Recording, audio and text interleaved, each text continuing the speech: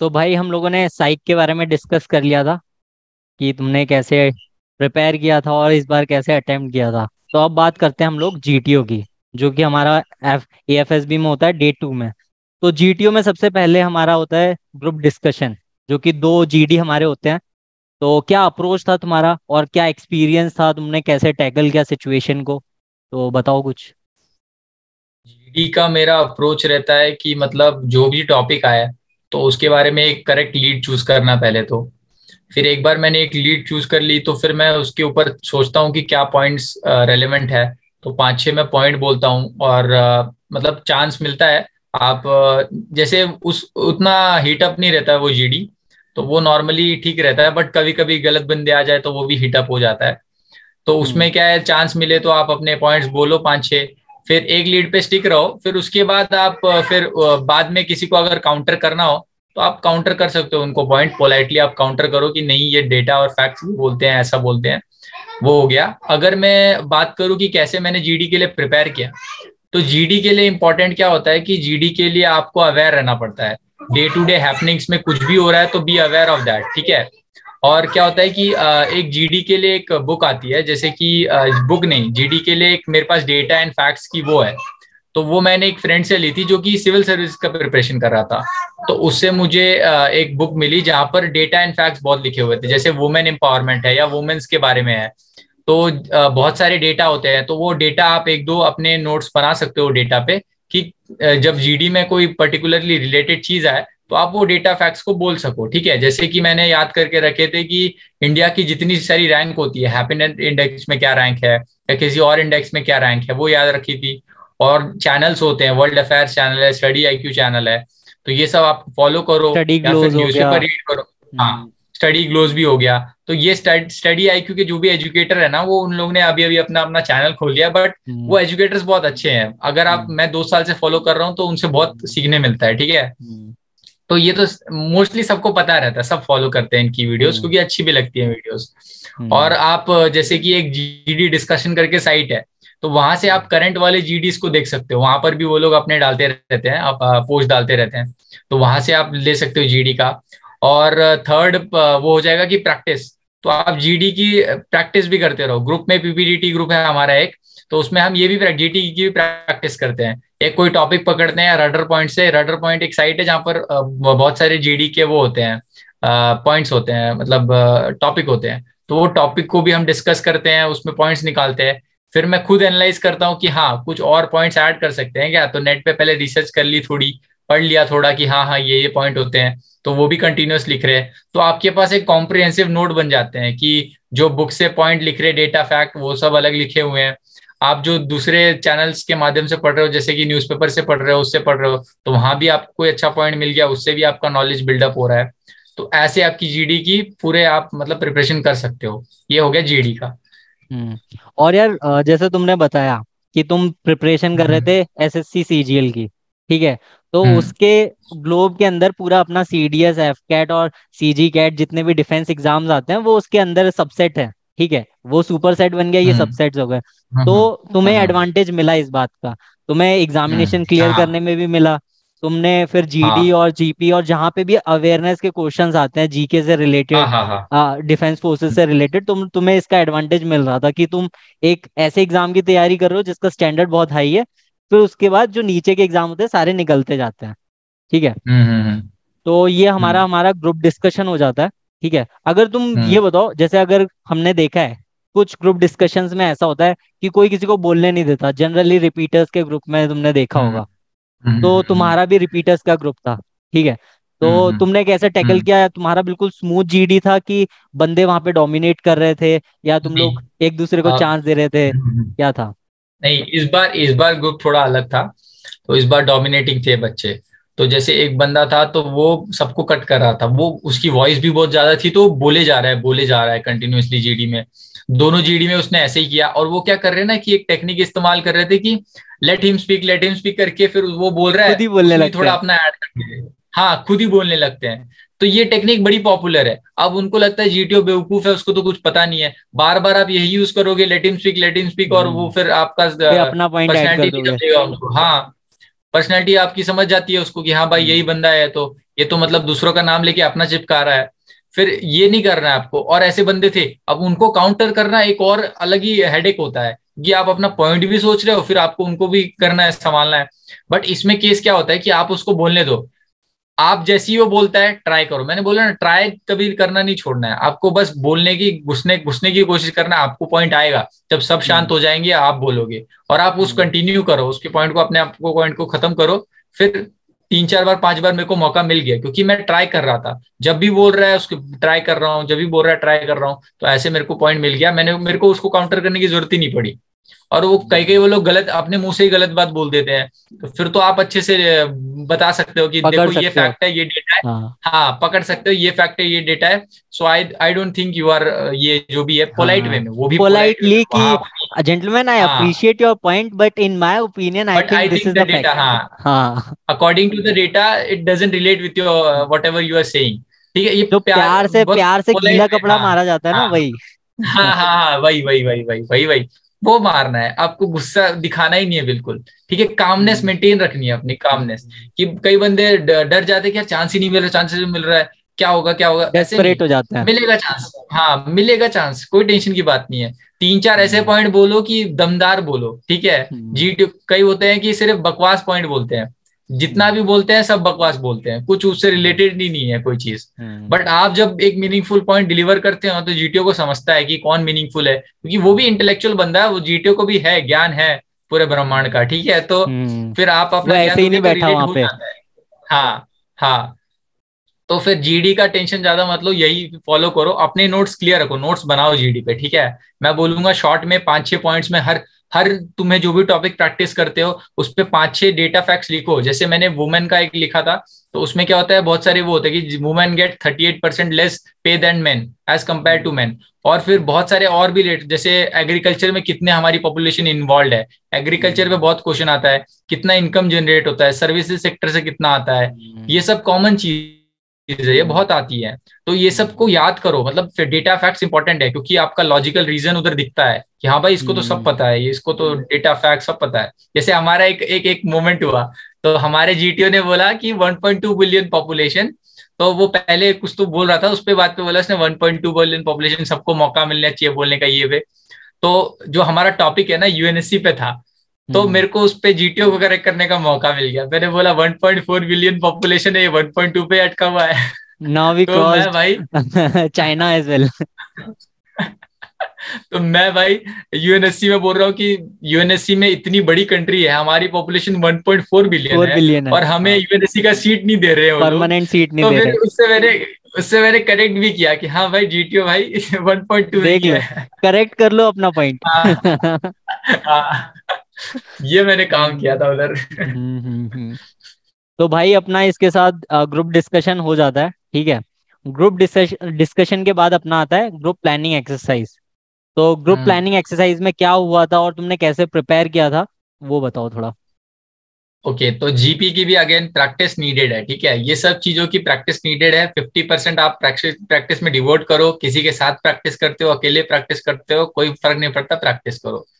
और हम्म, first thing आ गया कि कैसे इसको प्रिपेयर करें। पहला है कि आपको एक रिटर्न पेज पे लिखना है, ठीक है, प्लान लिखना है। प्लान लिखना अच्छे से आना चाहिए, क्योंकि उसका टाइम लिमिट है, आपको अराउंड दस 10 मिनट मिनट या मिलता पांच है। मिनट देते हैं, दस दस मिनट मिनट देते हैं, मिलता ठीक है। है। हाँ, 10 मिनट मिलते हैं आपको प्लान लिखने के लिए, ठीक है। तो वो 10 मिनट में आप कैसे अपने प्लान को पूरी कंप्लीट कर पाओगे, वो जरूरी है।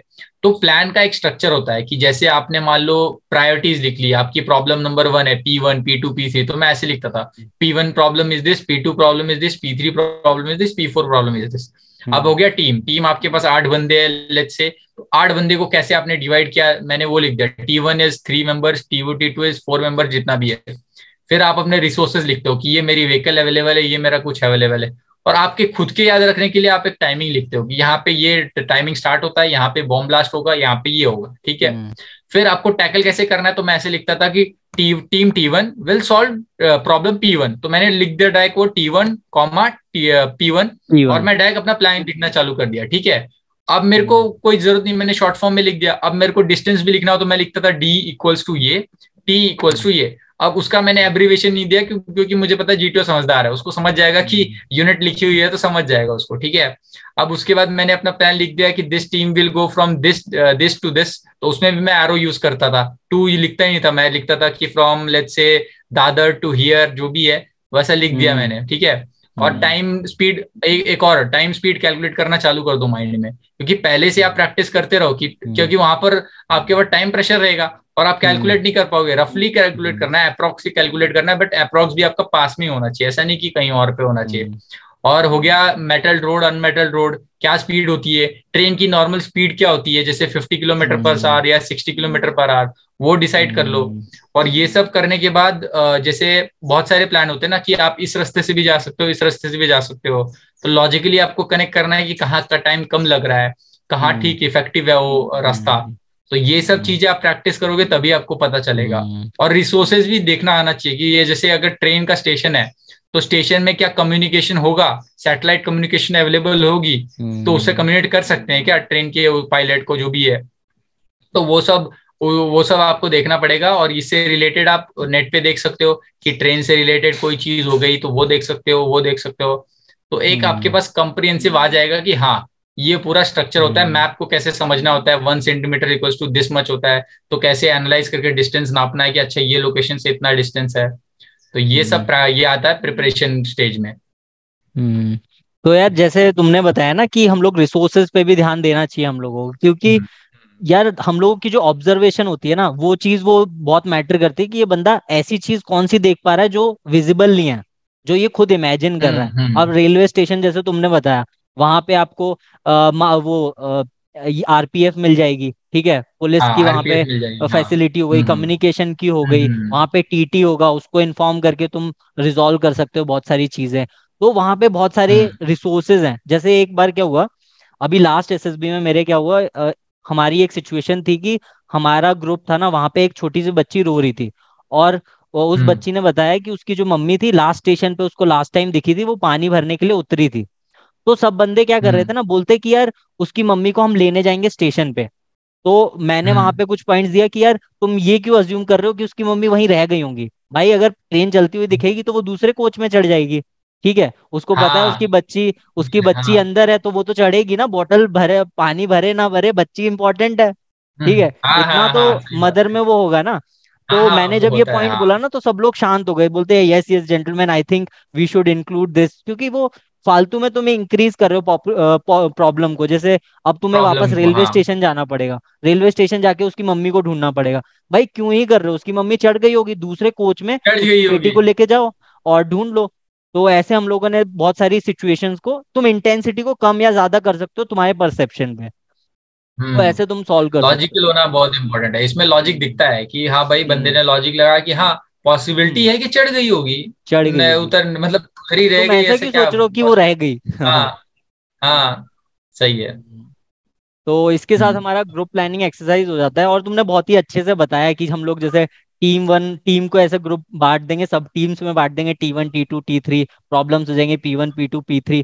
ये वाली चीज मैंने देखी है और मैं इम्प्लीमेंट खुद भी करता हूँ, कि फिर हम लोगों को ना ज्यादा मेहनत नहीं करनी पड़ती। जब हम लोग लिख रहे होते हैं ना तो बहुत सॉर्ट आउट और क्लियर चीजें दिखती हैं कि हाँ बंदा ये इधर जा रहे हैं, ये लोग इसको सॉल्व करेंगे, दूसरी टीम इधर जा रही है वो सॉल्व करेगी, और सब लोग एक साथ प्रॉब्लम सॉल्व करने के बाद मिलेंगे और फिर अपने काम पे निकल जाएंगे।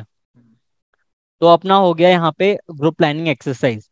ग्रुप प्लानिंग एक्सरसाइज के बाद आता है भाई पीजीटी और एचजीटी।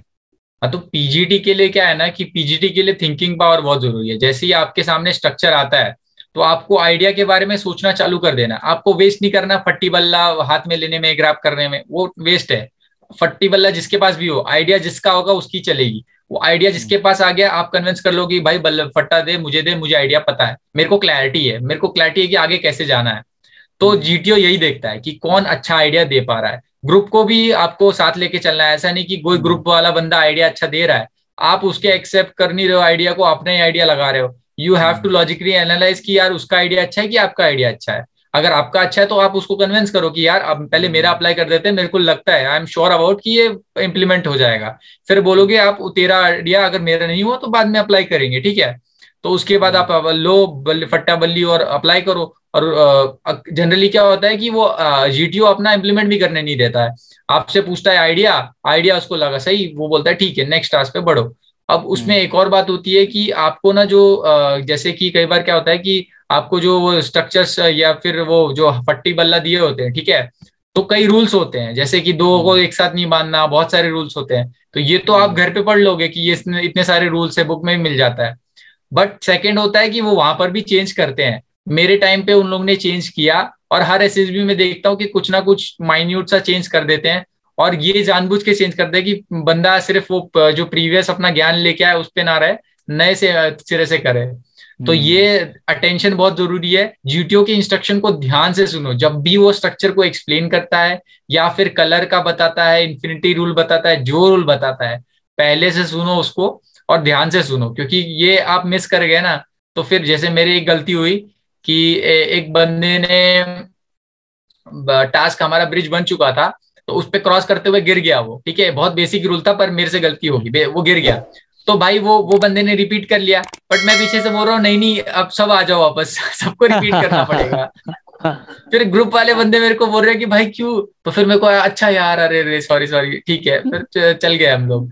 बट ये गलती होगी ना, क्योंकि आपको अपने जो रूल्स है, पहले से ही रूल्स है, वो अच्छे से ग्रास्प कर लो अच्छे से, रूल पहले वाले बुक्स में जितने दिए वो तो आपको 5-6 बार रट्टा मार लेना चाहिए कि क्या रूल है, और समझ लो अच्छे से। और जो सेकंड होता है कि उसकी बातों पे तब भी अटेंशन दो, क्योंकि वो चेंज करेगा इंस्ट्रक्शन, तो इससे आपका अच्छा रहेगा। और पीजीटी में अगेन आइडियाज इंपॉर्टेंट है, आइडियाज सोचो। अगर आपको प्रैक्टिस करनी है, प्रिपेयर करनी है पीजीटी की, तो एक तो है कि जो बंदे कोचिंग लेते हैं उनको तो मिल जाता है, ठीक है। अब मैंने कोचिंग नहीं ली थी, तो मेरा ऐसा था कि मैं ज्यादातर यूट्यूब वीडियोस पे रिलाई करता था। जो मेरे को जीटीओ के वीडियोस देखते थे, मैं उनको पॉज करता था स्ट्रक्चर को, और पहले खुद से आइडियाज निकालता था, और फिर मैं देखता था कि हाँ ये आइडिया इंप्लीमेंट या उनका आइडिया क्या अलग है। और फिर जैसे बाहर गए, बाहर घूम रहे हैं, तो जीटीओ स्ट्रक्चर्स दिख रहे हैं, बहुत सारे ऐसे स्ट्रक्चर आपको ऐसे ही दिख जाएंगे, अपने घर में दिख जाते हैं स्ट्रक्चर। और मैंने एक मिनीचर टाइप भी बनाया था स्केल से, और छोटा सा मेरे पास और रोप थी, तो उससे भी मैं खुद से बनाता था। स्काउट एंड गाइड की एक रोप थी, मैं उसको भी यूज करता था। तो ये सब यूज किए मैंने अपने घर के जो भी चीज होते हैं। और बाहर तो स्ट्रक्चर्स मिल ही जाते हैं, पार्क में जाओगे बहुत सारे स्ट्रक्चर मिल जाते हैं, तो उसमें भी मैं आइडिया लगाता था, अच्छा ये फिजिक्स ऐसे लग जाएगा, कैंटिलीवर इधर से बन जाएगा, ऐसे बन जाएगा। तो जनरली स्ट्रक्चर 80% टाइम कैंटिलीवर ही होता है, सबको पता है। 70% टाइम रहता है कि वो एक सपोर्ट होता है, और इसमें बीच में फलक्रम होता है, तो फलक्रम और सपोर्ट ये सब दिख जाता है सबको। तो ये सब थिंकिंग चालू करो कि कहाँ कहाँ कैंटिलीवर बन सकता है। Cantilever is very important. और बस यही है। और पीजीटी में यही सब कर सकते हैं पीजीटी और और क्या एचजीटी फिर सिमिलर ही हो जाता है, आपको बस ये है कि ग्रुप छोटा कर देंगे एचजीटी में, और ज्यादा अपॉर्चुनिटीज मिलेंगी अपनी आइडियाज को प्रेजेंट करने के लिए।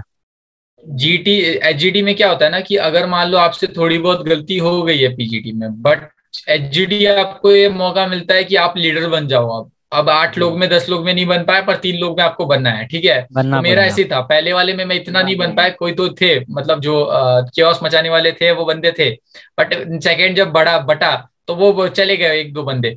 अब मेरे पास मौका था अब लीड करने का, अब मैंने एचजीडी का पूरा इस्तेमाल किया, मैंने पूरा लीड किया, मेरे आइडियाज थे, मैंने इंप्लीमेंट किए, और बहुत जल्दी हमने एचजीडी खत्म कर दिया। तो ये एचजीडी में दिखाने का मौका मिल जाता है वापस से।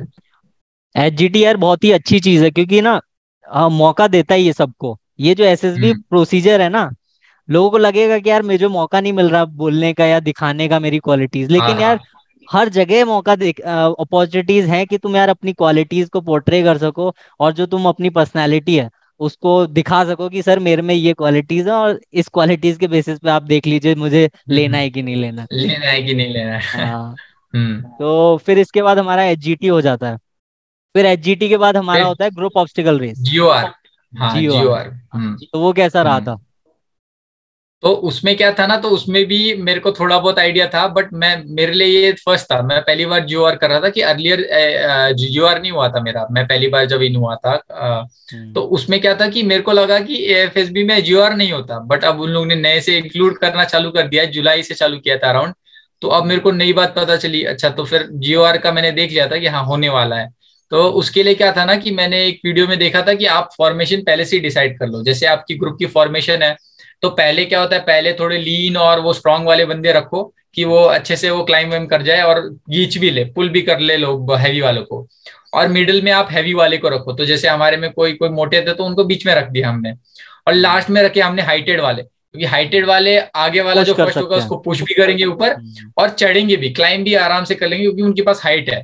और पुलर्स तो हमने रखे बीच में कि जो खींच सके, जो खींच मोटे सके। वाले वेट हैं। हाँ, तो ये सारे सब करके रखा था हमने। और जैसे आपका वॉर क्राई होता है, वॉर क्राई चिल्लाना होता है, तो उसमें मैं बोलूंगा आपके पास बहुत GOR में बहुत अपॉर्चुनिटी है अपने बल और एंथुजियाज्म दिखाने का, ठीक है। तो जैसे जय हिंद सब बोलना होता है, जैसे हमारा वॉर क्राई जय हिंद था, तो हम जय हिंद बोल रहे हैं। और उसमें क्या होता है कि अगर मान लो आपका कोई बंदा भूल जाता है बोलना, तो आप उसको याद दिलाओ कि भाई बोल हमारा हाँ ग्रुप है, बोल, थोड़ा उनका हाँ। वो विल पावर बढ़ाओ, थोड़ा पुश करो उनको, और फिर हम्म, ऐसी ग्रुप का साथ दो और आगे बढ़ते रहो। बट दिखना यार चाहिए, एनर्जी वही दिखनी वही चाहिए उनको। उसको ना हम लोग जब वॉर क्राई बोलते हैं ना, तो जैसे मेरा तो ऐसा सीन है भाई, मैं तो फ्लो में बह जाता हूँ। मैं तो फिर जैसे हाँ वंदे मातरम है तो मैं फिर वंदे बोलूंगा, दूसरों हाँ को देखूंगा वो मातरम बोलेंगे। हाँ, ठीक है। मातरम। तो फिर एक पूरा टीम होता है ना, वो फुल ऑफ एनर्जी हो जाती है, और फिर ऐसा लगता है कि कुछ भी पा सकते हैं अब तो हम ही जीतेंगे। एक बार क्या हाँ। हुआ, रिसेंटली जब मैं भोपाल में था ना, तो जैसे तूने बताया ना कि भाई कुछ लोग हम लोग स्ट्रेटेजिकली आगे पीछे बंदों को रखते हैं, जैसे कोई फिट फिट है तो उसको हम लोग पीछे रख देंगे ताकि वो पुश भी कर सके और वो खुद अकेला चढ़ भी जाएगा। तो हमारे GOR में क्या हुआ कि एक बंदा था बीच में था, तो हमारे दो बंदे ना वो बना दिए थे, स्टेयर्स बना दिए थे ताकि डबल वॉल को वो लोग इजीली चढ़ पाए। ठीक है, जैसे हाथ पे हाथ हम्म, ऐसे रख देते हैं ताकि इस पे पैर हाँ रखो हाँ और हाँ चढ़ हाँ। जाओ। तो भाई एक हम्म, बंदा हमारा था कि बोलता कि I don't need this stairs, I will वो I will automatically climb by my time on self. My own. हाँ हाँ। हाँ। तो भाई उसको बोल रहे हैं कि भाई हम लोगों ने जब बना दिया स्ट्रक्चर तो उस पे पैर रख के चढ़ जाओ। वो बोलता नहीं नहीं कर मैं जा। खुद ही कर लूंगा, चिंता मत करो, GTO बगल में खड़ा है। मैंने बोला भाई टाइम वेस्ट क्यों कर रहे हो, चढ़ जाओ ना। तो बोलता फिर मैं वो खुद ही चढ़ गया। ठीक है। तो भाई वो कोऑर्डिनेशन नहीं दिखाता, मतलब जब तुम्हारी टीम वाले चाह रहे हैं कि ये करना है तो करो चढ़ ना जाओ ना उसको। यार, मतलब क्यों इतना कष्ट ले रहे हो, चढ़ जाओ, बनाया इतना मेहनत से बेचारों ने। चढ़ जाओ वही, चुपचाप। अब पता नहीं अपनी कौन सी क्वालिटी ऐसे दिखाना चाहते हैं, ऐसा करना नहीं चाहिए यार, जब टीम वर्क बहुत हाँ, ज्यादा रिक्वायर्ड होता है एक्चुअली GOR में। GOR नाम ही है ग्रुप ऑब्स्टेकल रेस, तो ग्रुप हम्म के साथ आप कोऑर्डिनेट नहीं करोगे और कौन सी दम दिखा रहे हो आपकी खुद अकेले से चढ़ सकते हो।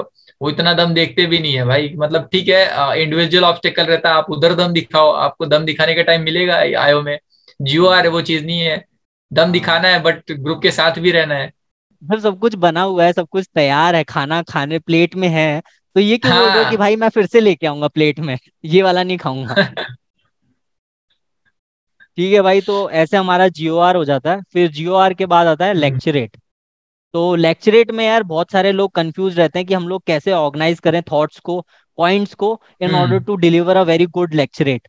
क्योंकि 3 मिनट हम्म। मिलते हैं, उसमें भी बंदा नर्वस ही रहता है कि यार कौन सा पॉइंट चुनूं, क्योंकि सारे उस वक्त ना समझ नहीं आते भाई ये चार कौन से हैं, कहाँ से जोड़ूं, क्या कौन सा चूज करूं। कुछ लोग तो 3 मिनट यही सोचते रहते हैं क्या चूज करूं, तब तक लेक्चरेट का टाइम आ जाता है। तो तुम्हारा क्या स्ट्रेटेजी रहता है?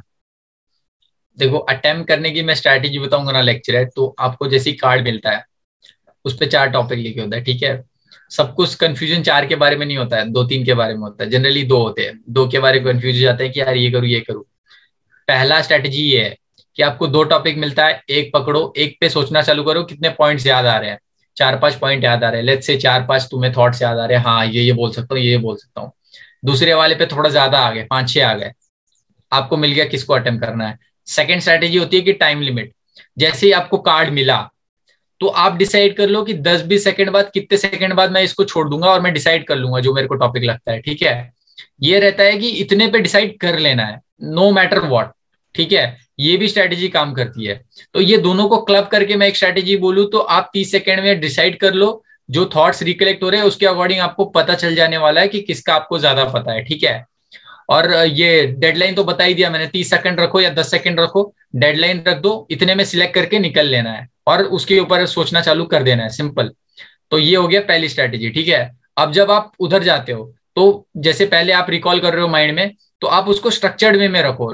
मतलब कभी भी क्या होता है ना कि जैसे थॉट्स रिकलेक्ट कर रहे हो तो हैपजार्ड मैनर में मत रखो दिमाग में, हैव अ स्ट्रक्चर। जैसे क्या होता है कि सोचने के भी तरीके होते हैं, जैसे मैंने बोला सोच रहे हैं तो कैसे भी नहीं सोचना है, सोचने के भी तरीके होते हैं। जैसे कि होता है कि एडवांटेजेस हो गया उस टॉपिक से रिलेटेड, डिसएडवांटेजेस हो गया रिलेटेड, कॉन्सिक्वेंसेज हो गया, सॉल्यूशंस हो गया।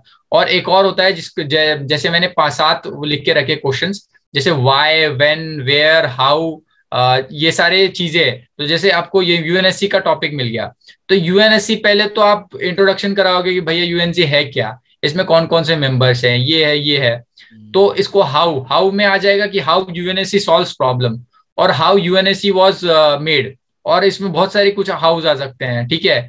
और वाई में बहुत कुछ आ जाएगा कि why India is not a member of UNSC, तो इसमें आप वाई में कुछ ना कुछ ऐड कर सकते हो। फिर आप बता सकते हो कि क्या इसको रिफॉर्म की जरूरत है, क्योंकि चल रहे हैं एडवांटेजेस। अब इसमें अगेन एडवांटेज डिसएडवांटेज गिना सकते हो कि यूएनएससी से क्या करता है, यूएनएससी कौन सी मतलब रिजॉल्व कराता है, क्या करता है। ये डिसएडवांटेज बता सकते हो कि हाँ 5 मेंबर है, वो भी ऐसे मेंबर है जो कि ढंग से रिप्रेजेंट नहीं कर पा रहे पूरे वर्ल्ड को, तो हमें और चाहिए इसका रिफॉर्म्स चाहिए इस ऑर्गेनाइजेशन में। तो कितने सारे थॉट्स आ गए मेरे दिमाग में। तो अब मेरे को क्लैरिटी है ना कि मेरे को यूएनएससी के बारे में अच्छे से पता है, तो मैं बोलूंगा इस टॉपिक पे। अब हो गया थॉट्स आपके ऑर्गेनाइज हो गए कि आप पहले इंट्रोडक्शन इंट्रोडक्शन हमेशा बोलना है, ठीक है। इंट्रोडक्शन बोल लिया, आपको करंट अफेयर से रिलेटेड कुछ याद आ रहा है उस टॉपिक से तो उसको बीच में घुसेड़ दो। फिर जैसे मैंने ये वाले सारे बताए एडवांटेज डिसएडवांटेज, और लास्ट में आप सोल्यूशन दो। कंक्लूजन के टाइम ना अपना पर्सपेक्टिव भी दे दो, और आपको लगता है उससे ऊपर सोल्यूशन देने तो उससे ऊपर सोल्यूशन का भी कोई 1-2-3 लाइन लिख लो, और फिर स्ट्रक्चर हो जाएगा आपका। अच्छे से स्ट्रक्चर हो गया, अब आपको काम है सिर्फ बोलने का। तो बोलना अच्छे से एकदम प्रेजेंटेबल मैनर में, एकदम अच्छी स्पीड के साथ, ना ज्यादा कम ना ज्यादा ज्यादा स्पीड। आपको इसको प्रैक्टिस करना पड़ेगा, बोलने का प्रैक्टिस करोगे ना, लेक्चर भी अगेन प्रैक्टिस करना पड़ेगा। सबके सामने थोड़ा डर रहता है, नर्वसनेस रहती है, तो उसको जब ही निकलेगा जब आप 2-3 बार वो काम कर चुके हो, तो फिर नर्वसन नहीं रहती है। फिर यही है लेक्चर और प्रिपरेशन। ये तो हो गया अटेम्प्ट का। प्रिपरेशन जो नॉर्मल आप जीए और करंट अफेयर्स कर रहे थे वही करना है। बट क्या होता है कि जैसे लेक्चर में कॉमन टॉपिक्स होते हैं, इंडिया बांग्लादेश रिलेशन, इंडिया ये रिलेशन, जियोपॉलिटिक्स से बहुत सारे टॉपिक होते हैं। तो एक लिस्ट आती है, नेट पे आप सर्च करोगे तो कॉमन लेक्चर टॉपिक या लेक्चर टॉपिक की कुछ लिस्ट मिल जाएगी 50-60। तो उनको आप करना चालू करो डेली बेसिस पे, एक एक कर लो, या एक एक मिनिमम तो कर ही लो, एक कर लो। और उसके बाद आपके पास एक कंटेंट बिल्ड हो जाएगा जीडी के लिए भी, लेक्चरेट के लिए भी। तो अब आपके पास पूरी नॉलेज है और कुछ नहीं बचा लेक्चरेट में।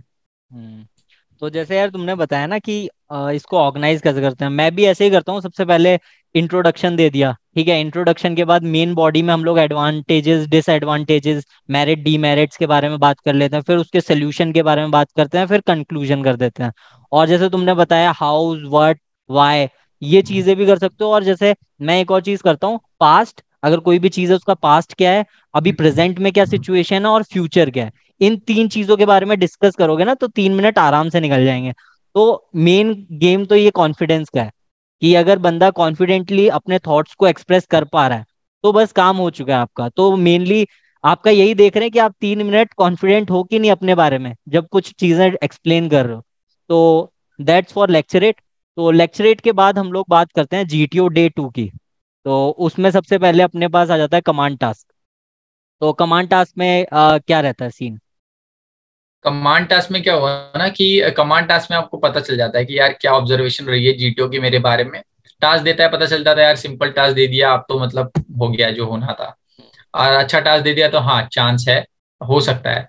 तो जनरली क्या होता है ना, अब से सेकेंड डे से मेरे को लगता है कि जो बॉर्डर लाइन पे है उन पे ज्यादा जीटीओ वो देता है कि यार इनको रिकमेंड कर सकते हैं कि नहीं। और जो रिकमेंड है वो तो ठीक है, वो तो गलतियां ना करे तो उसके लिए बेटर है, वरना वो रिकमेंडेशन पीछे भी हो सकता है, ऐसा जरूरी नहीं है कि हो जाए, ठीक है।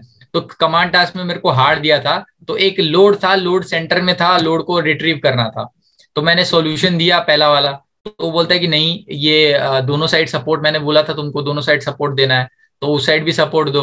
अब मैं सोच रहा हूँ उसको सपोर्ट कैसे दूं, तो मैं बहुत सोचा, पर मेरे को कुछ एक आइडिया आया, मैंने इंप्लीमेंट किया। वो बोलता नहीं ये वर्क नहीं करेगा, देखोगे आप ये नीचे चला जाएगा, रोप टच कर जाएगा नीचे, तो बोलता है ये नहीं। फिर मेरे को और प्रेशराइज कर रहा है कि commander commander do it do it. फिर उसके बाद वो खुद ही हिंट दिया मेरे को कि ये हिंट है और सॉल्व करो। मेरे से वो हिंट भी नहीं हुआ एक एक हिंट दिया उससे भी नहीं हुआ। फिर मेरे को दूसरी बार हिंट दिया, पर इस बार मैं एक्ट कर गया, इस बार उसने हिंट दिया, मेरे को समझ में आ गया करना क्या है, तो मैंने बांध के लगा दिया। फिर बोलता है कि ठीक है commander very well done, you have done it, ठीक है। तो फिर मैं उसको तब भी थोड़ी देर तक मैं ऐसे शॉक था कि हाँ मान गया तू इस आइडिया से।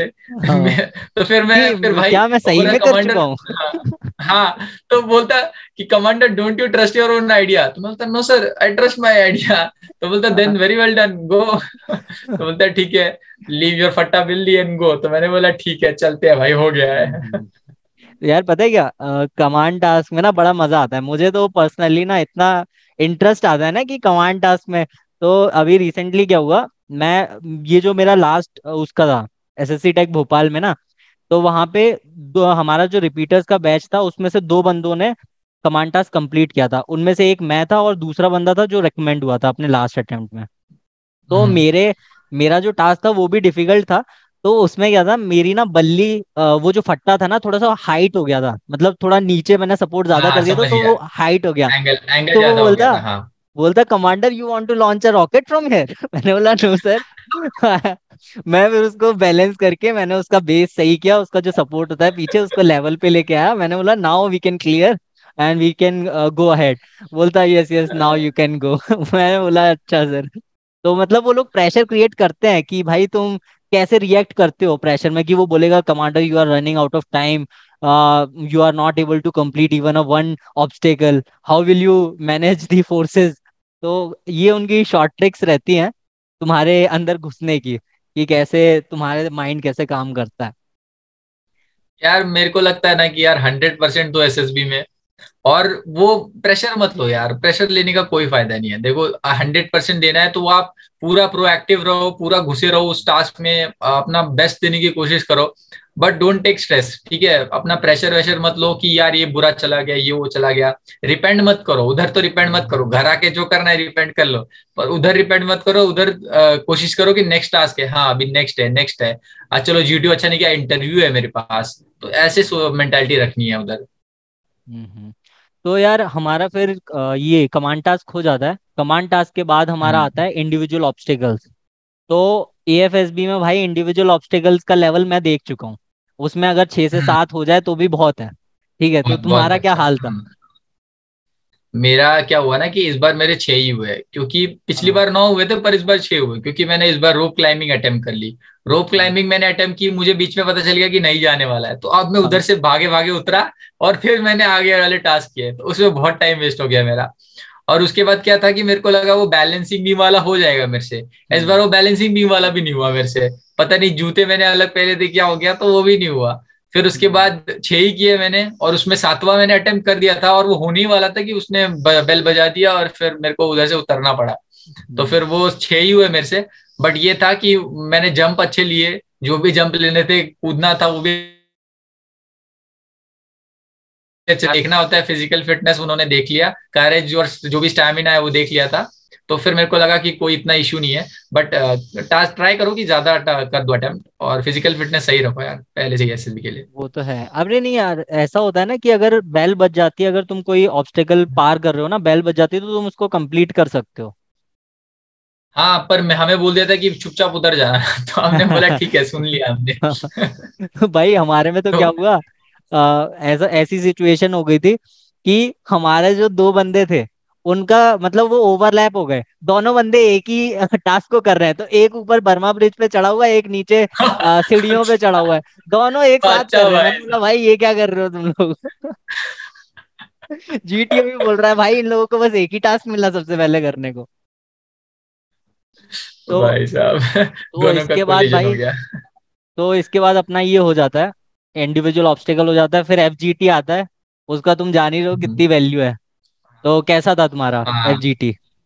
एफजीटी नॉर्मल होता है, उसमें भी मैंने आइडिया छोड़े नहीं, उसमें भी मैंने 3 4 दिए थे, उसमें भी आइडिया दिए थे। हर जगह मैंने आइडिया तो दिया है, ऐसा कोई टास्क नहीं रहा जिसमें, स्ट्रक्चर ही नहीं रहा जिसमें मैंने आइडिया ना दिए हो। तो आइडिया तो मैंने बहुत दिए हैं। तो उसमें भी था आइडिया दिए, दूसरों ने भी दिए, और वो इजी था, क्रॉस हो गया। चलो ठीक है, तो वो इसके साथ हमारा GTO 1 एंड GTO 2 कंप्लीट होता है। तो हम लोग ना पर्सनल इंटरव्यू और कॉन्फ्रेंस के बारे में बात करते हैं नेक्स्ट सेशन में।